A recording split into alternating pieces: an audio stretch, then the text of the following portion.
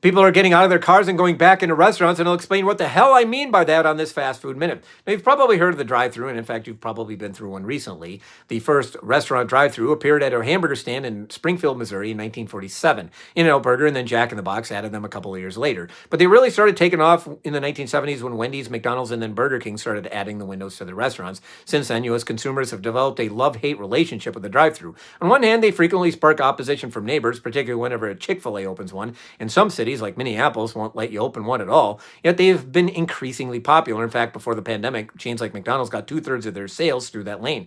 Then the pandemic happened and it was all we had. Consumers stuck in their homes had no problem spending 45 minutes waiting in line for a hamburger, which was the only thing you could do after all. I remember distinctly the line at my local Raising Cane's wrapping around the restaurant twice and then into the nearest parking lot. All that sparked an amazing amount of new ideas from restaurants to cater to the drive-thru customer. Taco Bell opened a location of the 4-lane drive-thru that went underneath the restaurant. Many chains opened drive-thru only locations. An entire generation of drive-thru beverage brands took off.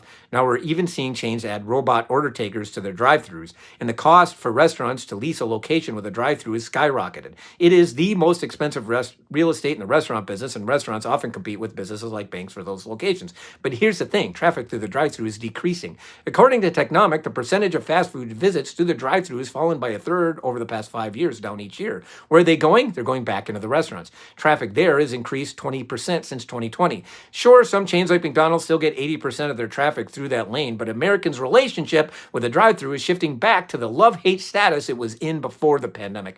I am Jonathan Mays, and this was Fast Food Minute.